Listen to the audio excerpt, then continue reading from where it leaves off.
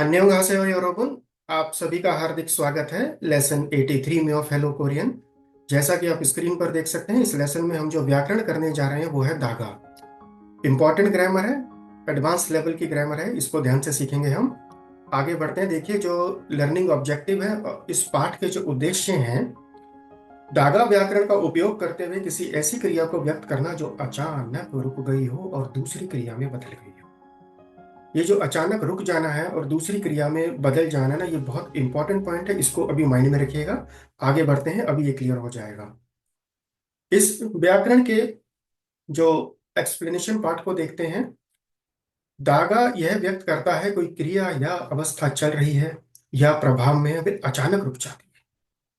भाई अचानक रुक जाती है, इसके बाद जो लाइन लिखी हो ना, पूर्ण किए या हुए बिना, ये इस ग्रामर का कोर पॉइंट है। जो क्रिया चल रही थी वो पूरी नहीं हुई, बीच में रुक गई और दूसरी क्रिया में बदल गई। इन सिचुएशंस में धागा का उपयोग करा जाता है। दूसरे शब्दों में अगर देखें तो एक कार्य या अवस्था को बीच में रोककर तुरंत दूसरा कार्य या अवस्था का शुरू हो जाना धागा से रिप्रेजेंट करा जाता है कोरियन भाषा में। और आगे बढ़ते हैं, एक सिचुएशन को देखते हैं। भाई यहाँ पर एक स्टूडेंट अभी होमवर्क कर रहे हैं और होमवर्क करते करते बहुत होता है, हम क्लास में भी स्टूडेंट्स को देखते हैं नींद आ जाती है। लेकिन मेन पॉइंट क्या है, यहाँ पर होमवर्क पूरा हुआ? नहीं हुआ। होमवर्क पूरा नहीं हुआ और जो होमवर्क करने वाली क्रिया थी वो नींद आने वाली, सोने वाली क्रिया में बदल गई।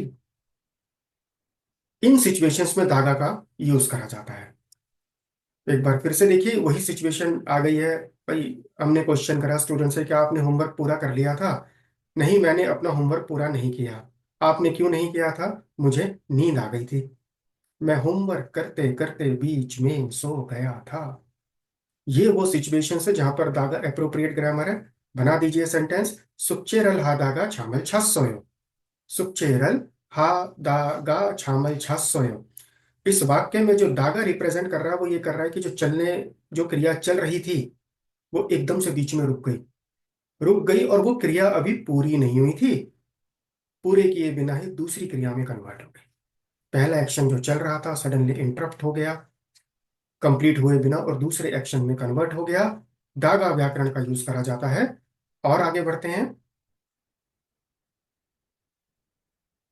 चलिए आगे बढ़ते हैं। देखिए, एक उदाहरण आ गया आपकी स्क्रीन पर। भाई मैं अपने घर जा रहा था।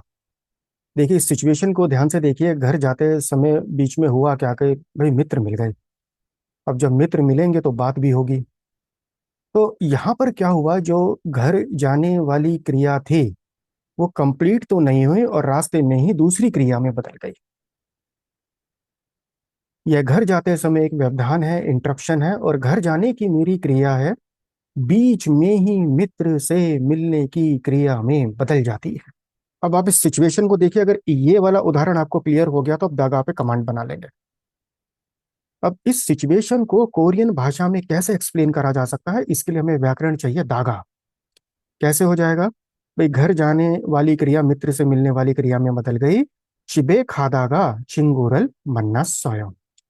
ध्यान से देखिए। शिबे खादागा चिंगूरल मन्ना स्वयं। तो इस वाक्य में दागा ये बता रहा है जो चिबे खादा वाली जो क्रिया थी पहली घर जाने वाली वो पूरी नहीं हुई, बीच में ही रुक गई और दूसरी क्रिया में बदल गई, चिंगूरल मन्ना स्वयं। कुछ हुआ क्लियर? और आगे बढ़ते देखिए, नंबर 2 है ये। नालशीगा हुरयो। नालशीगा मालगायो। हमने बहुत बार देखा होगा कि भाई अभी बहुत बादल छाए हुए हैं, ऐसा लगता है बहुत तेज बारिश आएगी, लेकिन सडनली एकदम से मौसम क्लियर हो जाता है, धूप निकल जाती है। तो ये भी एक ऐसी सिचुएशन है, सडन चेंज वाली सिचुएशन है बीच में। इसको भी हम दागा से रिप्रेजेंट कर सकते हैं। देखिए, आक्का हुरियो दागा इजे खापजागी मालगायो। ध्यान से देखिए, यहाँ पर दागा कहाँ पर यूज हुआ है? क्लाउडी के साथ में। अभी तो क्लाउडी हो रहा था, सडनली ये अब ये क्लियर हो गया। तो ये सब सिचुएशंस भी हम दागा से रिप्रेजेंट कर सकते हैं। 3 नंबर देखिए। सिचुएशन है चिबे खायो। भाई घर जा रहे थे और सडनली क्या हुआ, भाई रास्ते में एक शिकतांग दिख गया, रेस्टोरेंट दिख गया, कुछ खाने का मन कर गया तो पहले वहां चले गए। तो घर जाने वाली जो क्रिया थी वो रेस्टोरेंट में जाने वाली क्रिया में बदल गई। अब इसको भी हम दागा से रिप्रेजेंट कर सकते हैं। कैसे करेंगे? चिबे खादागा शिकतांगे खासोयो। ध्यान से देखिए, चिबे खादागा शिकतांगे खासोयो। इन पिक्चर्स को, इन सिचुएशंस को है ना अपने माइंड में सेव कर लीजिए, क्योंकि ये वाली वो व्याकरण है जो सिचुएशन से जल्दी समझ में आती है। अगर आप इन पिक्चर्स को याद कर लेंगे और इन एरोस की सिचुएशन को, पोजीशन को याद कर लेंगे, तो दागा आप कभी भूलेंगे नहीं। चलिए एक और है उदाहरण। उंदोंग हादा है और मुरल माशिदा है। तो बहुत होता है, सबके साथ में होता है भाई, एक्सरसाइज कर रहे थे, जॉगिंग कर रहे थे और बीच में पानी पीना शुरू कर दिया। तो क्या हुआ, जो उंदोंग हादा वाली जो क्रिया थी वो बीच में रुक गई। अभी एक्सरसाइज कंप्लीट नहीं हुई है और बीच में पानी पी लिया। पानी पीने के बाद में फिर से हम एक्सरसाइज शुरू कर लेते हैं। तो इस सिचुएशन को भी दागा से रिप्रेजेंट करा जा सकता है। देखिए कैसे। उंदोंग हादागा मुरल माशाओयो। उंदोंग हादागा मुरल माशाओयो। आ रहा है समझ में? देखिए बहुत इंपॉर्टेंट सिचुएशंस हैं, याद कर लीजिए इनको। चलिए एक बार रिपीट कर दीजिए हमारे साथ में, बोलिए। उंदोंग हादागा मुरल माशाओयो। वाह, छारेसो यरोबन।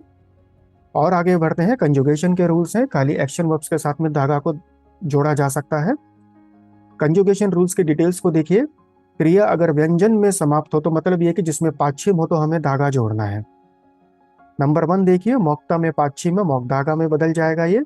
नंबर 2, दित्ता विल बी दित्तागा। नंबर 3, इक्ता विल बी इकदागा। नंबर 4, मांदल दा मांदल धागा। ये चारों जो उदाहरण है विद पाच्छिम है।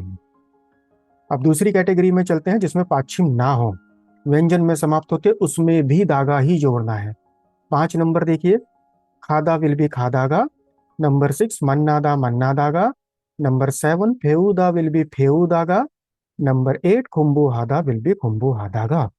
कंजुगेशन रूल्स को रैपअप कर लीजिए। बहुत आसान है। पाच्छिम हो ना हो, कोरियन भाषा में से कोई भी क्रिया उठाइए, दा को हटाइए और दागा जोड़ दीजिए। कोई एक्सेप्शंस नहीं है इसकी, कंजुगेशन की। हो गया कंजुगेशन क्लियर? आगे बढ़ते हैं। कुछ वोकेबलरी कार्ड्स आएंगे, आप यहाँ पर कंजुगेशन करेंगे और आंसर बताएंगे। दागा जोड़ना है। ओदा के साथ में जोड़ेंगे दागा तो क्या बनेगा बताइए आप। ओ दागा, वेल डन, छारेसन। नंबर 2, श्वीदा। श्वीदा विल बी श्वीदागा। नंबर 3, सालदा। सालदागा। नंबर 4, इरोनादा विल बी इरोनादागा। एंड नंबर 5, संचय खादा। बताइए आप आंसर, बहुत आसान है, तो आपको आ चुकी है व्याकरण ये संचय खादा का नहीं छारे सोयो। और कुछ उदाहरण देखते देखिए। सबसे पहले आपको इन पिक्चर्स पर फोकस करना है और समझना है कि ये सिचुएशंस क्या है। 1 नंबर को देखिए, एक व्यक्ति काम कर रहे हैं, ऑफिस में है और दूसरी पिक्चर में वो अपने कलीग के साथ में बात कर रहे हैं। तो यहाँ पर क्या हुआ, जो पहली क्रिया थी इर हादा, कार्य करने वाली, वो इयागी हादा में बदल गई। मेन पॉइंट क्या है, अभी ऑफिस में काम कंप्लीट नहीं हुआ है, उसको बीच में रोक के हम अपने कोवर्कर के साथ में हमने बातचीत शुरू कर दी। बिल्कुल परफेक्ट सिचुएशन है दागा के लिए ये। इर हा दागा इयागी है। ध्यान से देखिए, इर हा दागा इयागी है यो। मैंने काम करते करते बात शुरू कर दी, काम को बीच में रोक कर। चलिए एक और देखते हैं, नंबर 2। भाई यहाँ पर एक पढ़ाई चल रही है और सडनली कॉफी पीने का मन कर गया, कॉफी पीनी शुरू कर दी। खुम्बू हादा हो गई पहली क्रिया, सेकंड हो गई कॉफीरल माशिदा। अब आप बना दीजिए सेंटेंस, बहुत आसान है। Very good. खुम्बू हादागा कॉफीरल माशस्सयो। खुम्बू हादागा कॉफीरल माशस्सयो। चलिए और आगे बढ़ते हैं। नंबर 3 देखिए, बहुत कॉमन सिचुएशन है। समझ गए आप सिचुएशन को? किताब पढ़ रहे थे, किताब पढ़ते पढ़ते नींद आ गई भाई, होता है ना? नहीं, अब ये बिल्कुल दागा के लिए आइडियल सिचुएशन है ये। बना दीजिए सेंटेंस। पहली है छहगल इक्ता, दूसरा है छामल छादा। नहीं, छहगल एक दागा, छामल छसयो। किताब पढ़ते पढ़ते मुझे नींद आ गई। किताब पढ़ने वाली जो मेरी क्रिया थी वो बीच में रुक गई और सोने में बदल गई। भाई नींद आ गई, लेकिन यहाँ पर अभी किताब मेरी कंप्लीट नहीं हुई थी। हाँ, यही मेन पॉइंट है। पहली वाली क्रिया कंप्लीट होती नहीं है और दूसरी में बदल जाती है। 4 नंबर देखिए, ऑफिस में काम कर रहे हैं, सबके साथ में होता है, बीच में फोन आ जाता है, हम फोन पे बात करना यूज शुरू कर देते हैं। बना दीजिए सेंटेंस। इरहादा हो गया, छौनवारल फात्ता हो गया। इरहादागा छौनवारल फादा सोयो। अब तो सिचुएशंस क्लियर हो गई हैं नहीं। चलिए लास्ट है ये उदाहरण। भाई शॉपिंग करते हैं, कई बार हम मार्केट जाते हैं, शॉपिंग मॉल जाते हैं, तो शॉपिंग करते हुए कई बार दोस्त मिल जाते हैं, फ्रेंड्स मिल जाते हैं, तो हम बीच में उनसे बात करना शुरू कर देते हैं। पहली क्रिया हो गई शॉपिंग हादा, दूसरी हो गई चिंगूरल मन्ना था। बना दीजिए सेंटेंस। इंटरप्शन आ गया, कुछ शॉपिंग कर रहे थे, बीच में फ्रेंड्स मिल गए, उनके साथ में बात शुरू कर दी, लेकिन अभी शॉपिंग कंप्लीट नहीं हुई है। शॉपिंग हादागा चिंगूरल मन्ना सोयो। चलिए अब उदाहरण कंप्लीट हो गए हैं। चलिए अब दागा के सप्लीमेंट्स को समझते हैं। एक नंबर देखिए, दागा में जो गा का उपयोग है ना, वो वैकल्पिक है। आप लिख भी सकते हैं, स्किप भी कर सकते हैं। देखिए मॉकदागा को आप मॉकदा भी लिख सकते हैं। उदाहरण देखिए, आच्छिमल मॉकदागा छौनारल पादस्सयो इज इक्वल टू आच्छिमल मॉकदा छौनारल पादस्सयो। देखिए हम आपको ये सजेस्ट करेंगे, आप गा को लिखिए, यूज करिए, बोलने में भी लिखने में भी, इससे कंफ्यूजन कम क्रिएट होगा। जब तक आप ग्रामर पे पूरी ग्रिप ना बना लेना, जब तक आप लिखते रहिए। क्यों? अगर आप देखेंगे सेंटेंस आच्छिमल मॉकदा छौनारल पादस्सयो, यहाँ पर स्टूडेंट्स पता है क्या बोलते हैं, ये सेंटेंस गलत है। भाई क्यों गलत है सर? यहाँ पर है ना मॉकदा की रूट फॉर्म आई हुई है। फिर हम उनको बताते हैं भाई ये मॉकदा जो है ना, एक्चुअल में मॉकदा गा है। अच्छा, ये पॉइंट था इसमें, फिर क्लियर हो जाती है बात। अब आप समझ पा रहे हैं कैसे कैसे एरर्स आते हैं क्लासरूम टीचिंग में। जैसे हमने सेंटेंस लिखा आच्छिमल मॉकदा छौनारल पादस्सयो, स्टूडेंट्स बोलते हैं सनसंग नेम दिस सेंटेंस इज रॉन्ग। नहीं, यस दे आर राइट। अगर वो ऐसे एरर्स को डिटेक्ट कर पा रहे हैं तो it means they are learning. ये एरर नहीं है, ये व्याकरण है, यहाँ पर धागा व्याकरण है। हो गया क्लियर? आगे बढ़ते हैं। 2 नंबर को देखिए, इस व्याकरण का जो कोर कोर सप्लीमेंट रिस्ट्रिक्शन है वो ये है। आप जानते हैं दागा में 2 क्रियाएं होती हैं, दोनों ही क्रियाओं में सब्जेक्ट का सेम होना जरूरी है, विषय का समान होना कंपलसरी है। 2.1 देखिए, नेहा शीगा सुच्चे हादागा छामल छासयो। इसमें बाय डिफॉल्ट ये अंडरस्टूड है कि नेहा शीगा सुच्चे हादागा नेहा शीगा छामल छासयो, ये सेंटेंस सही है। 2.1। अब आप आइए 2.2 पर।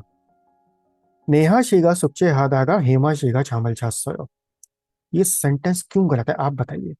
वेरी गुड, छारिस। भाई इसमें सुच्चे हादा वाली जो क्रिया है उसमें तो सब्जेक्ट है नेहा, और जो छामल छादा है उसमें है हेमा। ये सेंटेंस टोटली गलत है, ऐसे सेंटेंस मत बनाइएगा, सब्जेक्ट को सेम रखिएगा। रिस्ट्रिक्शंस ही डिसाइड करती हैं कि आप व्याकरण को कितना ठीक तरीके से यूज कर सकते हैं, करेक्ट सेंटेंस बना सकते हैं। कुछ और रिस्ट्रिक्शंस हैं, देखिए परिशिष्ट जो हैं इनके, कि इसको 3 नंबर को देखिए, जो पास्ट टेंस के पार्टिकल हैं आत औत हेत, उनके साथ में भी धागा को नहीं जोड़ा जा सकता। उदाहरण देखिए, औजे सुच्चे हेत तागा छामल छासो, ये सेंटेंस गलत है। क्यों? सुच्चे हेत तागा में पास्ट टेंस लगा हुआ है, वो पॉसिबल नहीं है। उसके बाद आ गया औजे सुच्चे हादागा छामल छासयो, दूसरे वाला सेंटेंस ठीक है। अब देखिए यहां पर क्या होता है, दागा के साथ में एक व्याकरण और भी है, वो है आत और दागा, मतलब पास्ट टेंस पार्टिकल के साथ में इसी फैमिली में एक व्याकरण और भी है जिसमें पास्ट टेंस जुड़ा हुआ होता है। उससे कंफ्यूज मत होइएगा, वो वाली व्याकरण टोटली अलग है, वो हम आगे कवर करेंगे इस लेसन में। जो इंटरप्शन वाला दागा हम पढ़ रहे हैं उसमें पास्ट टेंस पार्टिकल्स ऐड नहीं हो सकते, बस ये समझ लीजिएगा। अभी कहीं पर आपको पास्ट टेंस के साथ में सेंटेंस मिल जाता है तो इसका मतलब ये कि ये इसके नेक्स्ट वाली ग्रामर जो है वो है।